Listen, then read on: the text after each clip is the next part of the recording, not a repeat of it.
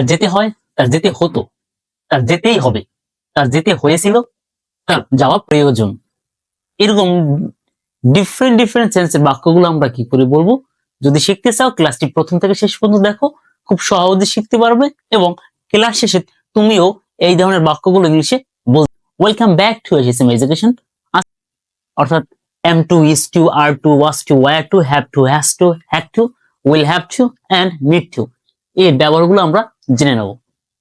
So let's see. দেখো খুব সহজে আমরা এটা বুঝে নিতে পারবো। সেটা হলো, আমি প্রথম এই করে নিয়ে একটু কথা বলি, এই দুটো নিয়ে, am to are was to, মানে এই দুটো নিয়ে। দেখো am to, is to, are to অর্থ হলো কোনো কিছু করতে হয়, কোনো কিছু কি হয়, করতে হয় প্রেজেন্টে। কারণ am to, is to, are to কি, এগুলো প্রেজেন্টে। তাহলে কোনো কাজ বর্তমানে করতে হয়, সেই ধরনের বাক্যগুলোর ক্ষেত্রে আমরা am to, is to, are to use করবো।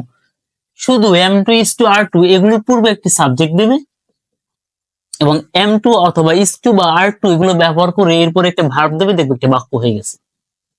দেখো ম্যাজিক। আমাকে যেতে হয় না, তাহলে যেতে হয়, করতে হয় বলা হয়েছে, তাহলে এটা কি এম টু, ইজ টু বা আর টু তে গেছে। তাহলে আমি এখানে আই দিলাম, এরপর কি বসে, অবশ্যই এম টু বসে, আমি এমটা দিয়ে দিলাম সাথে টু, এবার কি ভার্ব, ভার্ব কি যেতে, তাহলে কি হবে, গো, আই এম টু গো। এবার তুমি বলবা যে তুমি একটা যে কোনো, তুমি এম আই দিলা আর এম টু দিলা, এবার যে কোনো একটা ভার্ব বানাও, যে কোনো, সাপোজ তুমি আনলা সে, তাহলে অর্থটা কি দাঁড়াবে, আই এম টু সে, আমাকে বলতে হয়। তুমি ধরো এখানে সে না আনলে তুমি এখানে আনলা work,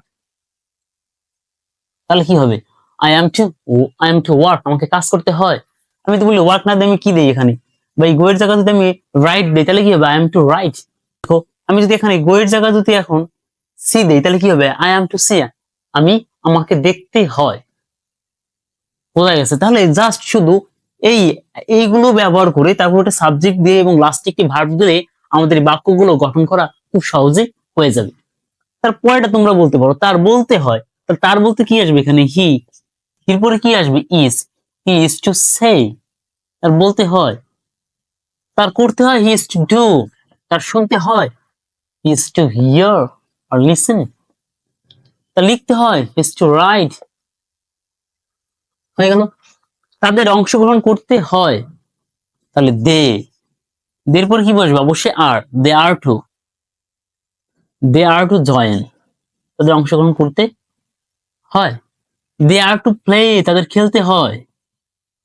they are to work, তাদের কাজ করতে হয়। দে আর টু ডিসাইড, তাদেরকে সিদ্ধান্ত নিতে হয়। দে আর টু অবে, তাদেরকে মান্য করতে হয়।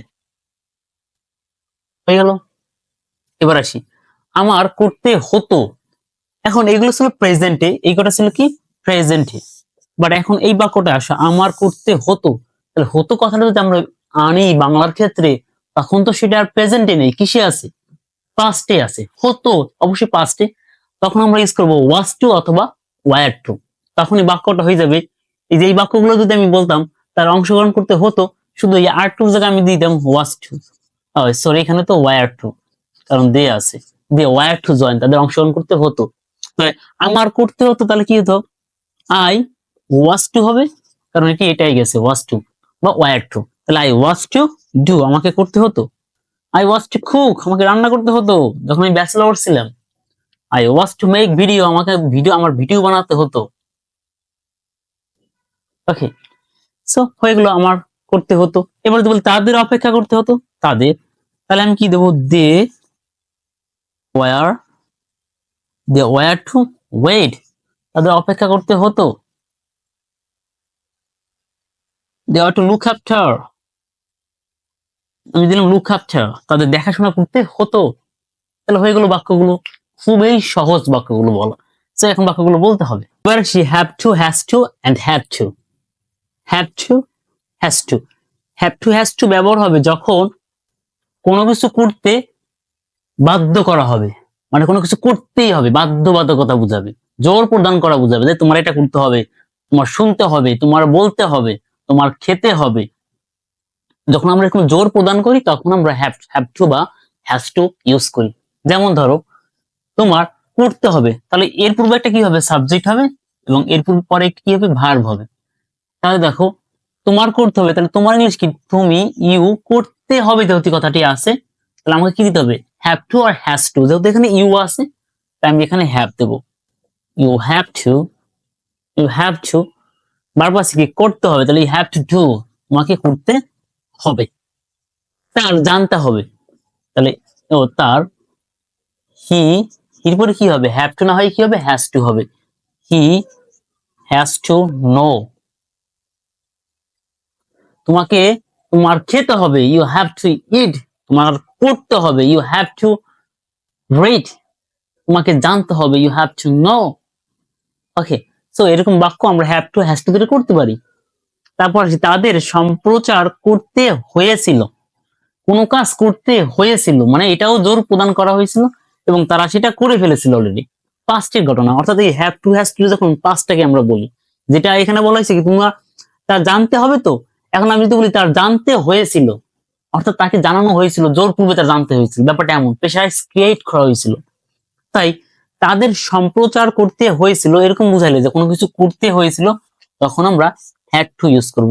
যেমন দেখো, they had to, they had to সম্প্রচার ইংলিশ কি, they had to broadcast, broadcast, আমি তো they had to broadcast the news, তাদের খবরটি সম্প্রচার করতে হয়েছিল, হয়তো তাদের ইচ্ছা ছিল না, ব্যাপারটা এমন, মানে বা জোর প্রদান করা, জোর করা অর্থে এই হ্যাভ টু অথবা হ্যাজ টু আমরা ইউজ করে থাকি।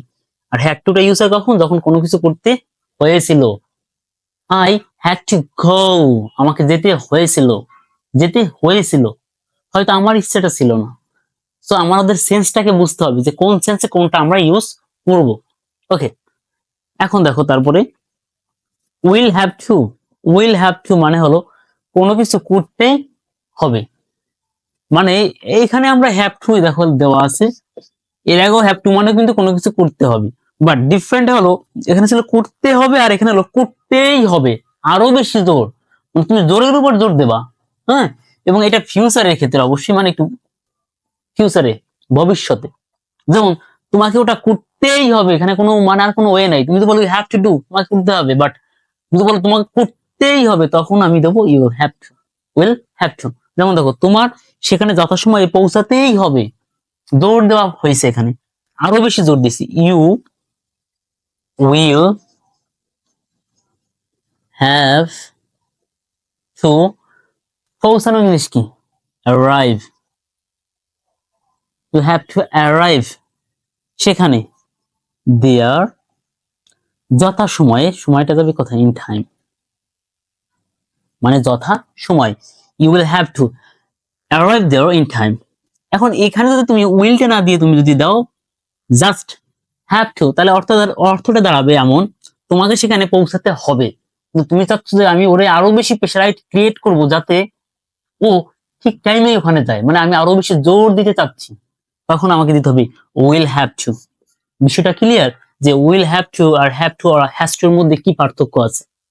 ওকে, তো এখন বাক্য তৈরি, তার এটাকে বহন করতেই হবে, তার এটাকে বহন করতেই হবে, তাহলে কি দেবো, they will have to carry, they will have to carry, তার ভিডিওটি দেখতেই হবে, he will have to watch the video.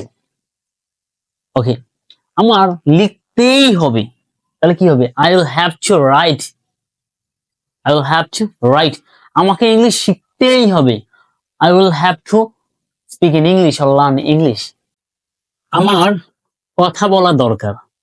তাহলে এখন দেখো, যখন কোনো কিছু দরকার হয় সেই অর্থে আমরা নিড টু ইউজ করি, কি নিড টু ইউজ করি, এর পূর্বে সাবজেক্ট, এরপরে ভার্ব দিতে হবে, কিন্তু ভার্বের ওয়ান, হ্যাঁ অবশ্যই।